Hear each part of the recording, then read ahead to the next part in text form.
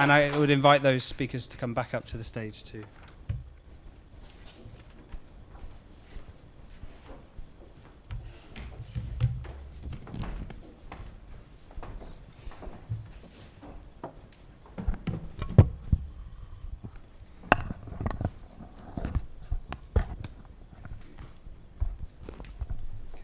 We'll go to Petter for the first question.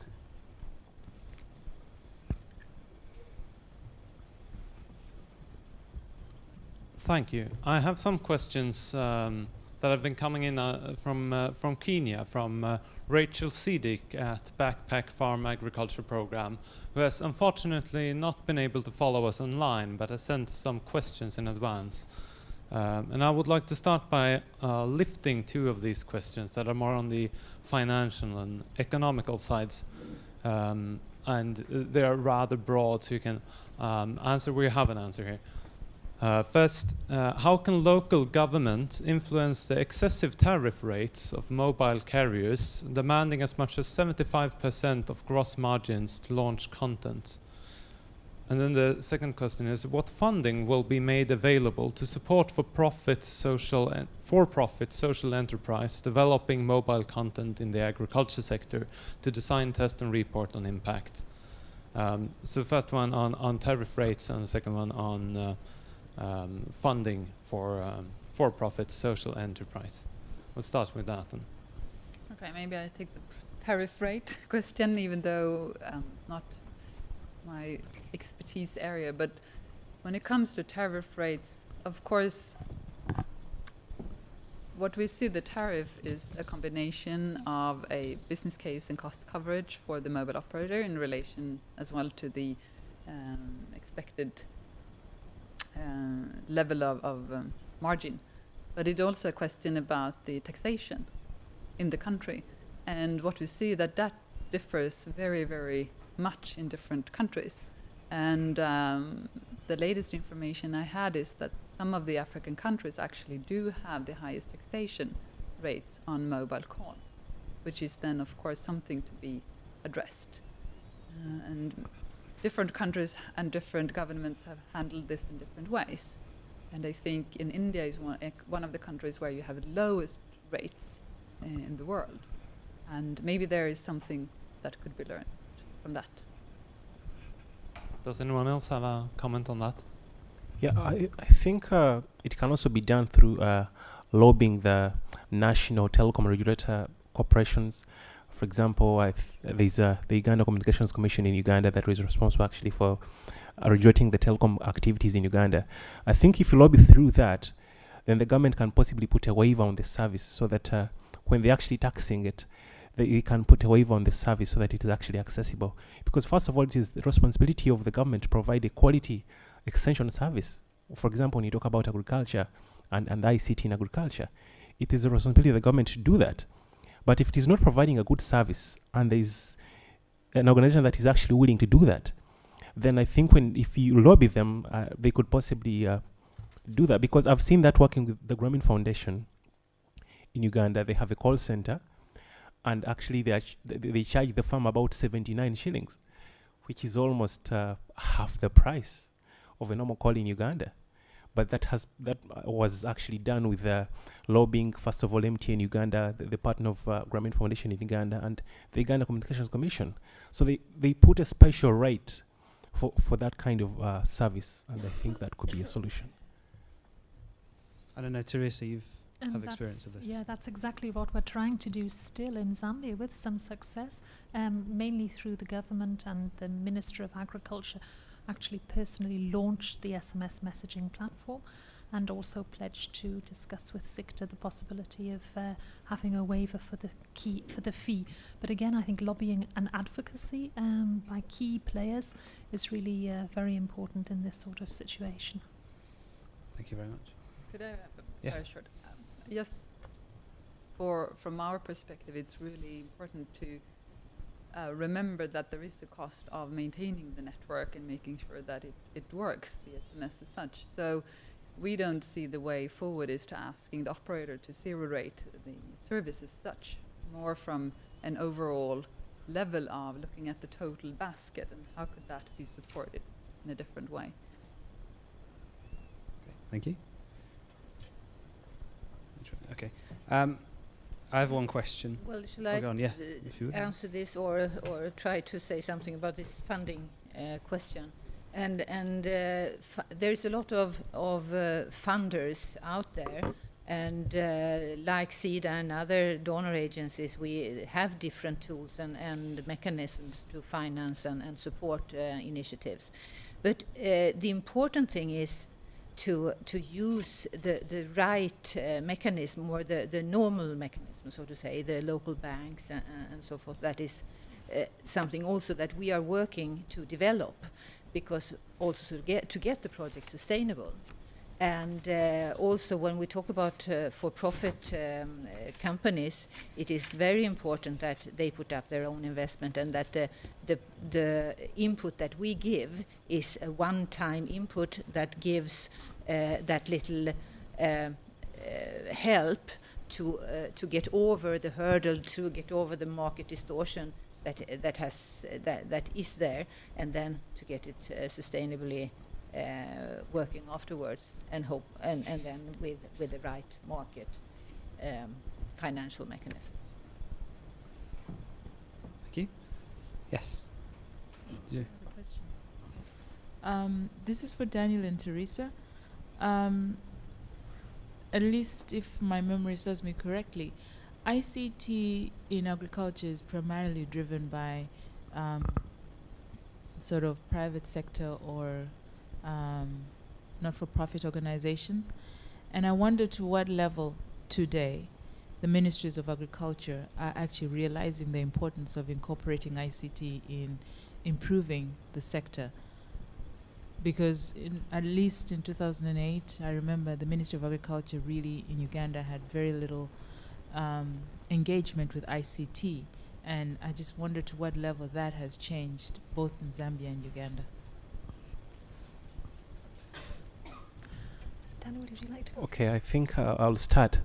Well, the truth is, in most of these ministries, for example, especially in most developing countries, they are all bureaucrats who do not see, I don't know, they're less interested in emerging technologies. That is the truth. We had a high-level meeting about 2 months ago, and they actually promised that they'll actually get back to us, and they agreed to actually take it up. But I mean, getting things moving has been really hard, because sometimes it actually presents some sort of threat. They look at it as, you know, a way of taking away their jobs or something like that. So the old generation in most developing countries look at ICT as a threat. So I think that's why they really don't give it an audience. Yeah, sure. Our experience in Zambia is that we've worked with organisations that are linked or part of the ministry, and gradually it's all to do with raising the awareness of the ministry officials as well about the benefits of ICT. And once they start using them in their own daily routines, we find that they can make the switch easily. In the case of other countries in which we've been working, in Mali, Bolivia and Ghana, for example, we've actually worked closely with the Ministry of Agriculture there and helped them incorporate ICT in their actual policies. I think that's the next step. So it's a gradual process, but again, a lot has to do with awareness raising and also lobbying on part of organisations in the countries themselves. And that's why also in my presentation I mentioned that one of the activities that IICD does is to help local organisations set up their own ICT for Development national network, and they take on this lobbying role, if you like, also with the key players, local government, ministries, and that always works. Many of the challenges that are perhaps faced with incorporating ICT in agricultural practices can perhaps be overcome with a better involvement of the Ministry of Agriculture in many of these cases, but that's just a sidebar. Yeah. Thank you. Oh, over there. I was wondering if you can reflect a little bit on the knowledge gaps in terms of like the networks and the partnerships in the local context that Karin was kind of like mentioning a little bit, that it's not just about the technology, because we've been talking a lot about the technology and the economics and stuff, but it reminds me a little bit of like the discussion around microfinance. Like microfinance has got this huge potential, but in the end it's not sustainable if it's not funded anymore, or it's not really having the impact that people assume it will have. And maybe the ICT discussion is going a little bit in the same direction, or it's I think it's what's maybe missing is like sometimes the understanding for like the local context, like how to target the products to local needs and how to bring the different actors or networks or partnerships together. And maybe you can reflect a little bit on that, what you think is like knowledge gaps, or where there's more need, research needs to be done. Who'd like to take that? Karin? I think the only way to gain the knowledge is to do it yourself. I mean, to practically do it, and to there is a lot of knowledge gaps. I think we work in silos, all of us. People work with what they know, and it is hard to actually get through to see. We're talking multi-disciplines here. Multi-disciplines not only for civil society, governments, business, which is one cross area where we actually may say the same word, but we talk about totally different things, like ecosystem. And that goes for both global level and local level. And once you have done the practical implementation, and that's why we always do that, then you can carve out what is the issue really, because it might not be the issue you thought it would be. And that has, then everyone then has to be prepared to challenge their own thoughts about what was the issue and what was the way to solve it. And that takes a lot of energy and perseverance in continuing doing that. And I think that is one of the challenges, that be able to benefit from that working across, because it does challenge your own view of things, but it also has to be beneficial for everyone. Everyone has to come out of that as a winner. You have to make it 1 + 1 become 4, and sometimes that is not the case, because even the assumption was wrong, and that has to be prepared for, and that is why you have to be very persistent in the area. So, but I can't foresee, I am very strong on that. I think working together and trying is the way forward to break that. And you can even see that in governments, that we had a launch of this mobile weather alert 2 weeks ago in Kampala with the Minister of Environment and the Minister of Disaster, etc. But of course they don't talk very often to the Minister of ICT. So how can they then benefit from that? And even when they have the same different budgets and they use it in different ways, and all these kind of discussions need to take place, and it does take time. Yeah, Teresa. I could also come in on this as well. Again, we work at very many different levels within IICD, and we begin every program, every 3 to 5 year program we have with what we call a roundtable workshop, where we bring the key stakeholders from a particular sector together, about 20 representatives from the key stakeholders, and we have a 3 or 4 day discussion with them to identify the main problems, and then we build the program on that. And then during the process, we periodically have what we call cross-country learning events, where we bring the key people from our projects together in a particular sector, health, education, or agriculture, and we have again a 3 to 5 day workshop in a country to find out what they've learned so far, what works, what doesn't work. And we also have a permanent online South-South exchange, knowledge exchange network called iConnect, that also tries to get this dialogue going between main players in the South as well. So I think the key is to, as Karen says as well, keep checking your assumptions, and also have regular dialogue with at different levels with the key players involved. Thank you. Okay. Peter, did you have? This is a question with some terms that I'm not very familiar with myself, but that maybe you will be able to answer. And this is also from Rachel Sidak in Kenya. And she asks if are closed networks or value chains more preferable than open source content made available for subscription through local mobile networks? And to clarify here, then closed loop value chains are organized groups of farmers within a single or multiple lines of primary production, like 500 farmers all growing beans for local market or cashew nuts for export. And an open loop, it's designed to attract and support farmers outside of a specific target group.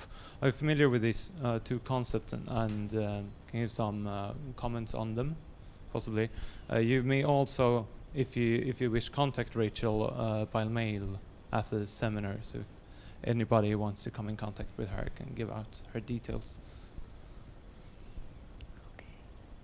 Any comments there? I think you should repeat the question. I know that. Are closed networks more preferable than open source content made available for subscription through local mobile networks? I'm not personally familiar with those concepts, so I was just sending out the questions. If you wish, you may come in contact with Rachel.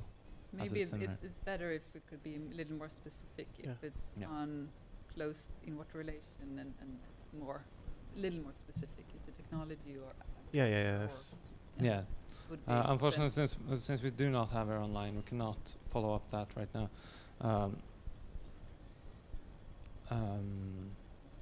I think actually most of my questions here have been quite much answered during the discussions on how to work with language requirements and how to work with settings where people are semi-literate or illiterate. If anyone have more comments on how to work with those language problems and technical problems around that, it would be warmly welcome. That's all I have for now. Thanks. Thanks, Peter. Okay, well, I think we'll draw to an end now. So I'd like to thank all the speakers, Teresa Stanton, Daniel Ninsima, Karin Svingbier, and Charlotte Malm, and also Kerstin Jonsson-Sisse for the introduction. I'd like to thank both you for coming to CEDA here today and everyone for watching online. I'd also like to thank Madeleine Fogde for doing the welcome, and also Blanca and Petter for helping out with everything. So you should be able to view these presentations again in about a week on the SIANI website, which is www.siani.se. Thank you very much. Have a good afternoon.